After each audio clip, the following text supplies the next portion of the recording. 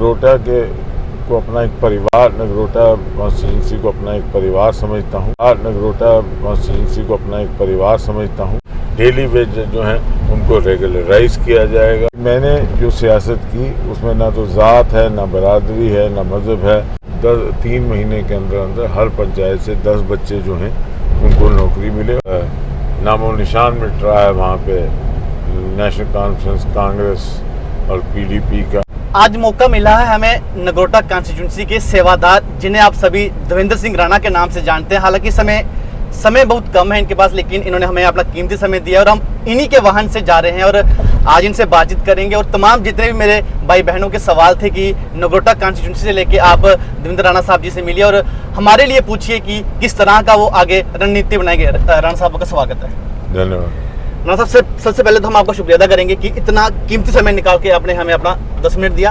राणा साहब, जिस तरह से दोमेल से लेकर अगर हम कठार तक जाते हैं तो जगह जगह पोस्टर लगे हुए हैं और पोस्टर पे लिखा हुआ है नगरोटा का सेवादार। हालांकि दिल्ली के बड़े नेता यहाँ पर आके कहते हैं कि आप नगरोटा के राजा हैं, महाराजा हैं। देखिए, मैंने उस जनसभा में जहाँ माननीय राम माधव जी ने कहा कि आप नगरोटा के राजा और महाराजा हैं, क्योंकि वो जो जन सैलाब उन्होंने देखा उससे वो बड़े मुतासिर हुए और लोगों का प्यार और भाव देखकर, तो मैंने उनसे, अगर आपको याद हो, स्टेज पे ही कहा कि मैं इनका राजा नहीं, महाराजा नहीं, मैं इनका ताबेदार हूँ, इनका सेवादार हूँ, क्योंकि मैं नगरोटा को अपना एक परिवार, नगरोटा कॉन्स्टिट्यूंसी को अपना एक परिवार समझता हूँ। 20 साल से इस परिवार के साथ जुड़ा हूँ और इन्होंने मुझे भरपूर स्नेह, प्यार और आशीर्वाद दिया है और मैं अब भी इनसे यही आग्रह करता हूँ और विनती करता हूँ कि मैं आपका अजीज़ हूँ, आपका ताबेदार हूँ, आपका नौकर हूँ। मुझे अपने चरणों की धूल बनाइए और आपके चरणों की धूल को मैं अपने माथे से लगा के एक बार फिर अपने आप को आपकी सेवा में अर्पित करूँगा। क्योंकि मैंने जो सियासत की उसमें ना तो ज़ात है, ना बरादरी है, ना मज़हब है। मैं सबको बराबरी का एक दर्जा देकर कोशिश ये करता हूँ कि लोगों की बेहतरी हो, लोगों का इलाका में तरक्की हो और लोग जो हैं वो मुझे बहुत प्यार करते हैं और मैं उसके लिए उनका ऋणी हूँ। इस वक्त जिस दिन से मेरा भारतीय जनता पार्टी के केंद्रीय नेतृत्व ने नाम अप्रूव किया नगरोटा का और नामांकन पत्र पर भरने तक 16,000 लोग इस कॉन्स्टिट्यूंसी के मुझे मिलने आए। अब मुझे बताइए, आज के ज़माने में इससे बड़ा ही और क्या चीज़ हो सकती है। जितना प्यार मुझे मिला, मैं उसके लिए इनका कर्जदार हूँ, इनका नौकर हूँ और मैं ही नहीं, मेरा सब परिवार और आने वाली नस्लें भी हमेशा इनकी ऋणी रहेंगी। पिछले सप्ताह जिस तरह से हमने देखा कि आपका नॉमिनेशन रैली हुई, बहुत बड़ी रैली हुई और उस समय लोगों का कहना था कि राणा साहब आज ही जीत गए हैं। देखिए, जीत और हार जो है वो लोगों के हाथ होती है, लोग फैसला करते हैं। लोगों का आशीर्वाद जो उस दिन मुझे मिला उससे मेरा बड़ा प्रोत्साहन हुआ और मैं लोगों का धन्यवाद करता हूँ कि वो इतनी गर्मी में मुझे उत्साहपूर्ण तरीके से उस रैली में शामिल हुए और मुझे उन्होंने बड़ा प्रोत्साहित किया और उनके प्रोत्साहन से मेरा मनोबल बढ़ा। मैं उनका धन्यवाद करता हूँ और उनसे हाथ जोड़ के अपील करता हूँ कि 1 तारीख को 3 नंबर के कमल के फूल पे बटन दबाकर मुझे कामयाब करें, मुझे अपना सेवादार बनाएं, अपना नौकर बनाएं, अपना खिदमतगार बनाएं। जिस तरह से ब्लॉक डंसाल के युवाओं से मेरी बातचीत होती है, क्योंकि आज हम जो भी बात करेंगे वो नगरोटा कॉन्स्टिट्यूंसी को लेकर करें। हालांकि जम्मू कश्मीर में काफ़ी आपका दबदबा है, लेकिन आप विधानसभा क्षेत्र नगरोटा से लड़ रहे हैं और मैं भी उसी कॉन्स्टिट्यूंसी से आता हूँ। तमाम युवाओं का कहना है कि राणा साहब जब जीत कर आएंगे तो उन्हें उम्मीदें हैं कि हम स्पोर्ट्स की तरफ जाएंगे। वो कहते हैं कि राणा साहब हमारे लिए यहाँ पर स्टेडियम बनाए, बहुत उम्मीदें हैं युवाओं को के साथ मेरा एक बड़ा नज़दीकी रिश्ता रहा है। जब पहले भी हम लोग थे तो हमने भर्तियाँ करवाई, स्पेशल भर्तियाँ करवाई, जिसमें बहुत तेरे बच्चे जो हैं नौकरी में लगे। अभी भी मेरी ये कोशिश है कि जैसे ही सरकार बनती है उसके फ़ौरन बाद 3 महीने के अंदर अंदर हर पंचायत से 10 बच्चे जो हैं उनको नौकरी मिले और 1 साल के अंदर अंदर कम से कम 30 बच्चे हर पंचायत के, तकरीबन कोई 1500 बच्चा जो है कॉन्स्टिट्यूंसी का, उनको नौकरी मिले और उनके लिए ज़राए बनाए जाएं ताकि उनको अपनी एम्प्लॉयमेंट के भी ज़रिए और मिलें। तो ये मेरी कोशिश रहती है। जहाँ तक स्पोर्ट्स और का सवाल है, मैंने हमेशा यहाँ नगरोटा प्रीमियर लीग भी करवाया, क्रिकेट का बहुत बड़ा टूर्नामेंट करवाया, और हमने हमेशा स्पोर्ट्स किट्स के माध्यम से लोगों को इनकरेज किया कि वो ज़्यादा से ज़्यादा स्पोर्ट्स में हिस्सा लें। हर पंचायत में 4 से 5 किट्स हमने दी ताकि लोग बच्चे जो हैं वो खेल सकें। आगे भी स्पोर्ट्स को प्रोत्साहन देने के लिए, लोगों के सेहत के लिए हमसे जितनी भी कोशिश होगी वो करेंगे। और न केवल ये, जो भी कार्य मेरे ज़िम्मे लगेगा उसको मैं करूँगा और बड़ी निष्ठा के साथ लोगों के चरणों में रह के करूँगा। ब्लॉक डंसागर तमाम लोगों की एक छोटी सी मांग है। वो कहते हैं कि जम्मू में जिस तरह से ना एसी बसें चलती हैं, लोग कहते हैं कि हमारे यहाँ पर लग जाए। देखिए, सारी चीज़ें जो हैं ये मुमकिन हैं, और जैसे ही सरकार बनती है, क्योंकि जैसे जैसे इस वक्त जब हम बात कर रहे हैं, इस वक्त तकरीबन 12 बज गए हैं और पहले फेज़ की इलेक्शन जो है इस वक्त चल रही है, और जो पहले वहाँ से इस वक्त हमें रिपोर्ट्स आ रही हैं, परमात्मा ने चाहा, माता रानी ने चाहा, एक सैलाब वहाँ बीजेपी का आ रहा है और नामो निशान मिट रहा है वहाँ पे नेशनल कॉन्फ्रेंस कांग्रेस और पीडीपी का। और अगर यही ट्रेंड रहा तो हमारी सरकार जो है वो एक मजबूत सरकार बनेगी, और माता रानी की कृपा रही तो हम यहाँ एक स्टेबल सरकार देंगे, मजबूत सरकार देंगे, और वो सरकार जो है वो लोगों के फैलाव बहबूद के लिए, लोगों के बेहतरी के लिए, लोगों के बका के लिए काम करेगी।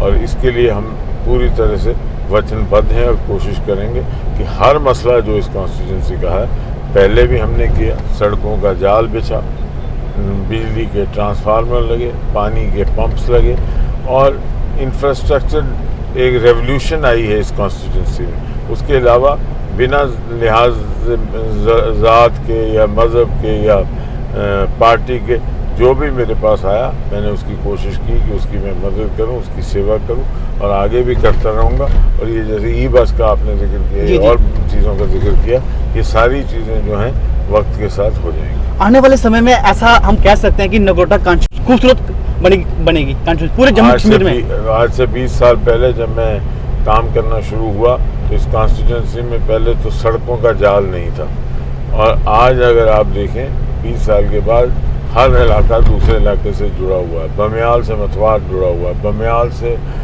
कटरा नुमाई जुड़ा हुआ है। आज आप देख लीजिए जंदरा नगोला जो है वो सरूई सर के साथ जुड़ा हुआ है। और अब हमारी ये कोशिश है कि एक सड़क जिसकी हमने नबार्ड में जिसको भेज भी दिया है, वो सड़क यहाँ से बनेगी उत्तर बैनी से लेके परमंडल से ये सरूई सर से ताड़ा चिल्ला ताड़ा पुल बनेगा, चिल्ला ताड़ा से लेके दुमेन, और वो एक ऐसा रूट है जो इस इलाका को खोल देगा। और 3 यहाँ अपग्रेडेड सेंटर्स बन रहे हैं। एक ट्रॉमा सेंटर बन रहा है झज्जर कोटली में, डंसाल का जो प्राइमरी हेल्थ सेंटर है वो सब डिस्ट्रिक्ट हॉस्पिटल होने जा रहा है, सरूई सर में कम्युनिटी हेल्थ सेंटर खुल रहा है, और एक डिग्री कॉलेज गरोटा और अगौड़ के बीच में इन ब्लॉक्स में खुल रहा है, जो बड़ी पुरानी मांगें थी। काम की कमी नहीं रहेगी, लोगों का आशीर्वाद रहेगा। आप भी तो उसी कॉन्स्टिट्यूंसी से हैं, सभी भाइयों का आशीर्वाद रहेगा। तो अगर सेवादार बनने का मौका लोग देते हैं और माता वैष्णो देवी की कृपा रहती है तो हम लोग किसी की पीठ नहीं लगते। धर्मेंद्र सिंह राणा जब नगरोटा कॉन्स्टिट्यूंसी के सेवादार बनेंगे तो महिलाओं के लिए, हमारी बहनों के लिए क्या करेंगे? बहनों को तो हमने हमेशा प्राथमिकता दी, लेकिन अगर आपने हमारा घोषणा पत्र भी पढ़ा, उसमें अगर आपने पढ़ा तो ओल्ड एज पेंशन जो है वो 1000 से बढ़ा के 3000 रुपये की जा रही एक माह की। और जो महिला हेड हैं फैमिली की, बुज़ुर्ग, उनको सालाना 18,000 रुपये दिया जाएगा। बच्चों की पढ़ाई के लिए, बेटियों की पढ़ाई के लिए और बेटों की पढ़ाई के लिए 12वीं जमात पास करते हैं उनको लैपटॉप दिए जा रहे हैं, और उनको 10,000 रुपये सालाना दिया जा रहा है ताकि वो अपने कोचिंग ले सकें। उनको फ्री ट्रांसपोर्ट का मुहैया की जा रही है ताकि वो अपनी कोचिंग सेंटर्स में जा सकें। जो किसान सम्मान निधि है उसमें 6,000 रुपये से बढ़ा के रकम 10,000 रुपये सालाना की जा रही है। जो इलेक्ट्रिसिटी है, जितने पुराने बकाए हैं वो हमने मैनिफेस्टो में बिल्कुल वाज़ेह कर दिया है कि सारा का सारा पुराना बकाया जो है वो साफ़ हो जाएगा, कोई बकाया नहीं दिया जाएगा। डेली वेज जो हैं उनको रेगुलराइज किया जाएगा। ये आयुष्मान भारत का कार्ड है, वो आयुष्मान भारत का कार्ड आज 5 लाख रुपये सालाना, बहुत होता है 5 लाख रुपये सालाना। जम्मू कश्मीर एक वाहिद राज्य है, यूटी है, जिसको ये हर शख्स को वो कार्ड मुहैया किया गया है। आने वाले वक्त में वो कार्ड जो है वो 5 लाख से बढ़ा के उसका 7 लाख रुपए तक उसका कवर होगा। वो भी एक बहुत बड़ी सुविधा होगी। और महिलाओं के लिए इतनी स्कीम्स जो मोदी जी ने चलाई उसमें भी इजाफा हो रहा है। 2 सिलेंडर BPL जो हैं वो एक्स्ट्रा दिए जाएंगे फ्री। तो ऐसे करके कई महिलाओं के लिए स्कीम्स हैं। महिलाओं को के सशक्तिकरण के लिए यशस्वी प्रधानमंत्री माननीय नरेंद्र मोदी जी का एक अपना रोड मैप है और बड़ा वो फोकस्ड हैं कि महिलाओं का सशक्तिकरण होना चाहिए। आप देखिए एक नौजवान बच्ची जो शहीद परिवार से है, उसको किश्तवाड़ से आज वो इलेक्शन लड़ रही है। शगुन परिहार साहिबा इस वक्त इलेक्शन लड़ रही हैं और बेटी शगुन परिहार जो है, जो अभी तक मेरे पास आंकड़े आ रहे हैं 12 बजे तक, बहुत अच्छे रुझान दिख रहे हैं उसके हक में। तो ये सब दर्शाता है कि महिलाओं को आगे करके सशक्तिकरण करने का जो प्रक्रिया है उसमें हम लोग पीछे नहीं रहेंगे। आखिरी सवाल रहेगा, क्योंकि आपका समय भी नहीं है। पहले चरण के चुनाव हो रहे हैं कश्मीर में, हालांकि कश्मीर में ज़्यादा हो रहे हैं। अगर किश्तवाड़ की बात करें, डोडा, रामबन, हर जगह काफ़ी तादाद में लोग आज के दिन वोटिंग के लिए निकले। कैसे देखते हैं सर? कश्मीर के चुनाव का पैमाना जो है वो बड़ा साफ वाज़ेह हो चुका है। ये डींगे मारते हम गवर्नमेंट बनाएंगे, जो वहाँ के एक्सपर्ट्स हैं और जो ग्राउंड सिचुएशन है, नेशनल कॉन्फ्रेंस हो सकता है कि 17-18 सीटें क्रॉस ना करे जम्मू कश्मीर में। और आज तो ये हालत है कि उमर अब्दुल्ला साहब की अपनी 2 सीटों से वो लड़े, क्योंकि वो शायद कॉन्फिडेंट नहीं थे कि उनसे कोई सीट निकलेगी। और दोनों सीटों पे वो जो है वो इस वक्त परेशानी के आलम में है। और सरकार बनाना तो दूर है, इस वक्त ये ज़रूरी है कि नेशनल कॉन्फ्रेंस का अस्तित्व रह जाए। जहाँ तक PDP का सवाल है, PDP दोनों ही PDP और नेशनल कॉन्फ्रेंस हिल से गए हैं। इनका मनोबल बड़ा गिरा हुआ है क्योंकि इनका ग्राउंड कनेक्ट नहीं रहा। जो कश्मीर में 18 से 40 साल की उम्र के लोग हैं वो ना तो अपने आप को नेशनल कॉन्फ्रेंस के साथ जोड़ते हैं, ना वो जोड़ते हैं अपने आप को PDP के साथ। इन जमातों के साथ चंद अफसर हैं जो ये एक क्योंकि वो वल्दे चलते आए इन पार्टियों के साथ, तो वो इनके साथ जुड़े हुए हैं। चंद बुज़ुर्ग हैं जो आइडियोलॉजिकली और फिलासफी, लेकिन जो एक काउंटिंग फैक्टर है और जो बड़ा एक मेजर फैक्टर है कश्मीर की सियासत में, वो है जो युवा 18 से 40 साल के बीच में है। वो बारामूला में आपने देख लिया, जैसे ही उन्हें एक अल्टरनेटिव मिला, और अल्टरनेटिव भी कौन, एक आदमी इंजीनियर रशीद जैसा, जो मैं समझता हूँ कि एक बिल्कुल ही एक्सट्रीम आदमी है। और अगर हमारी दिल्ली कोर्ट सुने तो उसको तो बेल ही नहीं होनी चाहिए थी। उस किस्म के आदमी को मिला, लेकिन वो एक अल्टरनेटिव इमर्ज हुआ जिसने 2.25 लाख से उमर अब्दुल्ला साहब को हरा दिया। और अभी भी जब वो आया है तो एक पॉलिटिकल ऐसे है हलचल हो गई है कश्मीर में। तो मेरा कहने का मतलब ये है कि ये कश्मीर के हालात जो हैं वो बड़े एक ऐसे डामाडोल बने हैं सियासी तौर पे।